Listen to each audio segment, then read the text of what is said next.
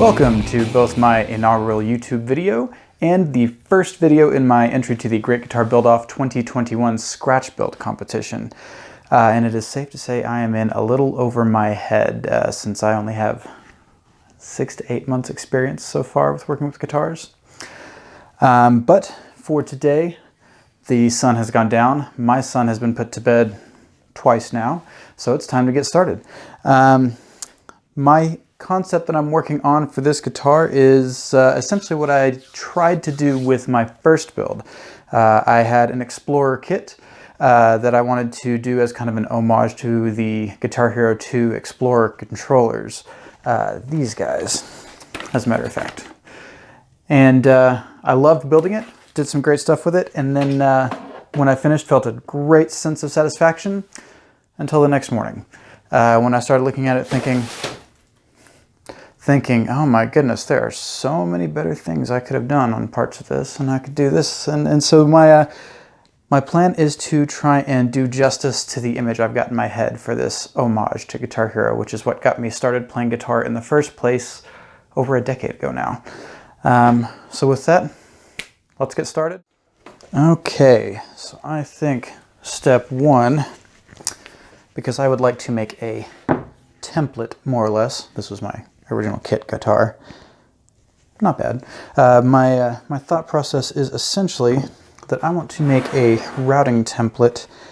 I'm going to start by kind of tracing off the body that I've got, and then we'll play around from there and see how much I can shrink it and still have room for bridge and control knobs and that sort of thing.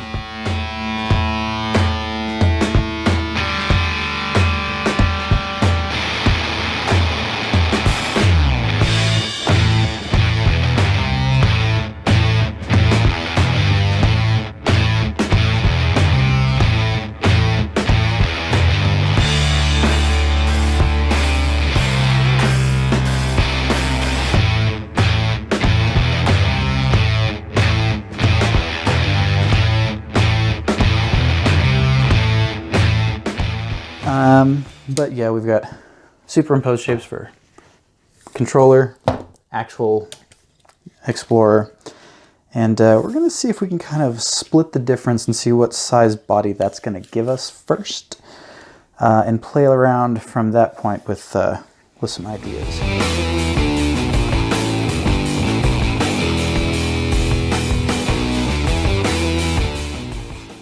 Now essentially it's just a game of connect the dots to get the final shape I'm looking for, which is something like that, which I am actually fairly happy with.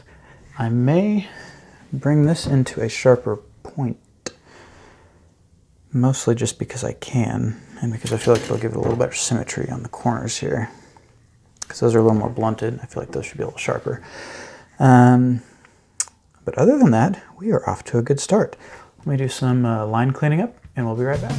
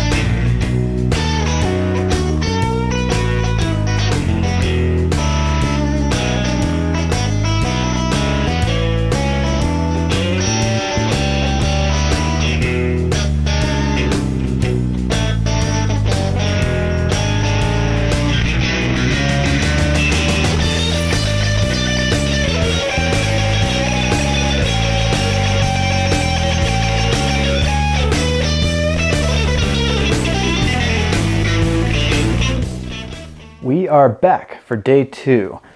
Got some good work done yesterday. Battery issues and it died on me, so you didn't quite get to see this get finished, but this is our body template that we ended up with. Luckily, I did get through the spindle sanding before my battery died. After that, I just did a little hand sanding to get the edges kind of smoothed out to where I wanted them. The only thing I'm not 100% certain is going to be quite finalized yet is that rounded top right there. I'm not 100% sure that's symmetrical yet, but we'll worry about that later. For now, I'm thinking we start working on a template for the neck, and I'm going to cheat a little bit and use some templates I've got for Les Paul Jr. to give me kind of a starting point, and we'll see where that goes. All right, let's do it.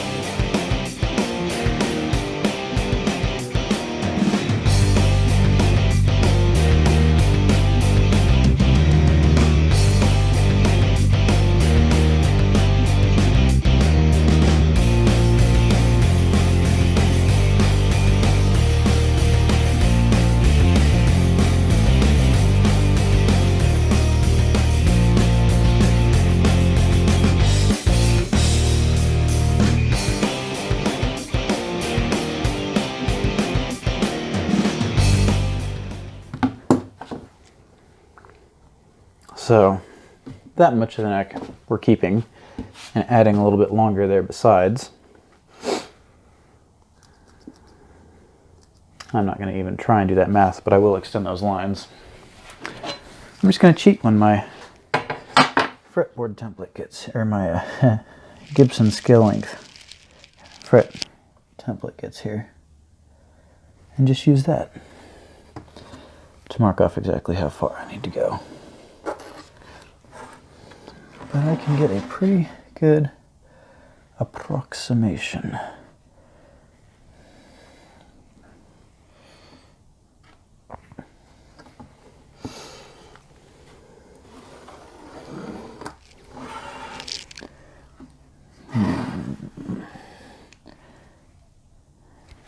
Am I happy with that? Let's see.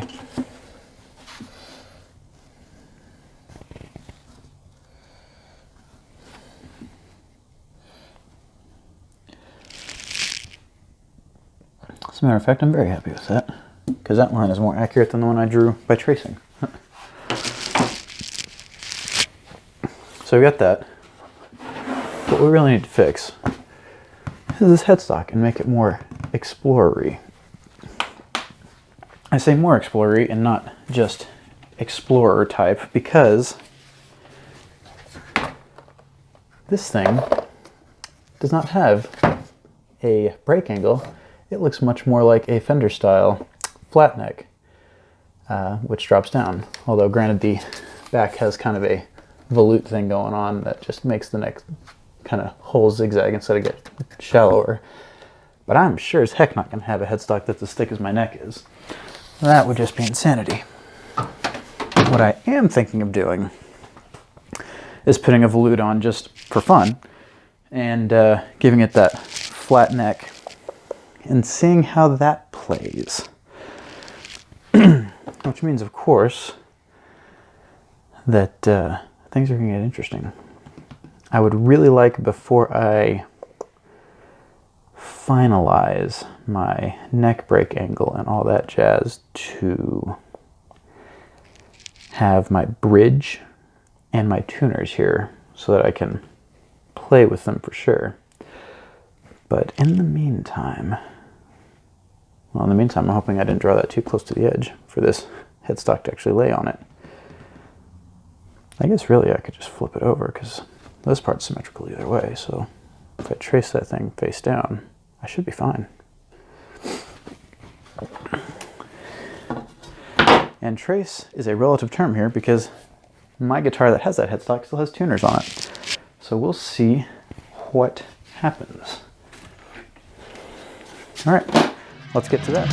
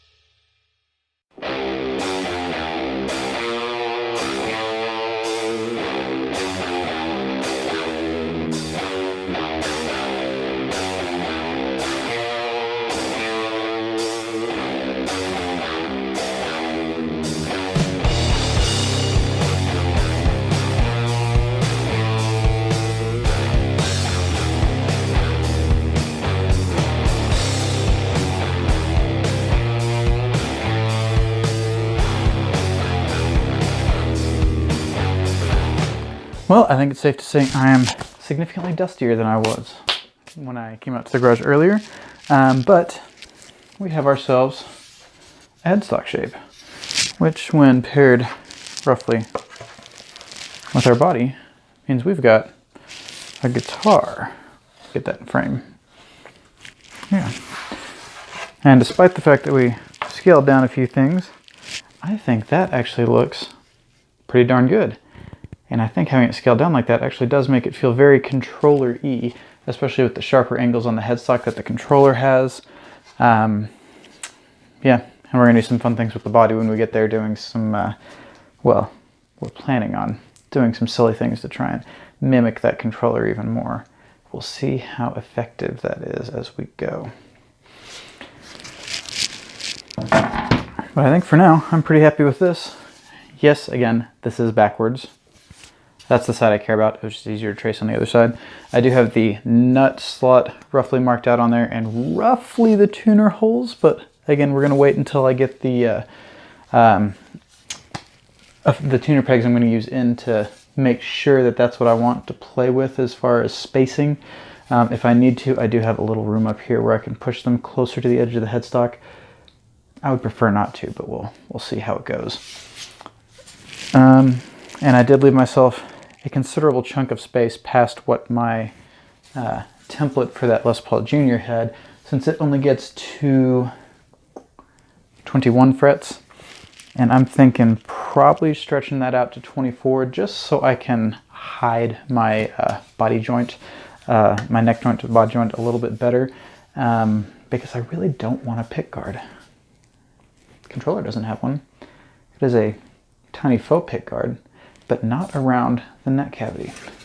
So I kind of want to do that as well. We'll see how it goes.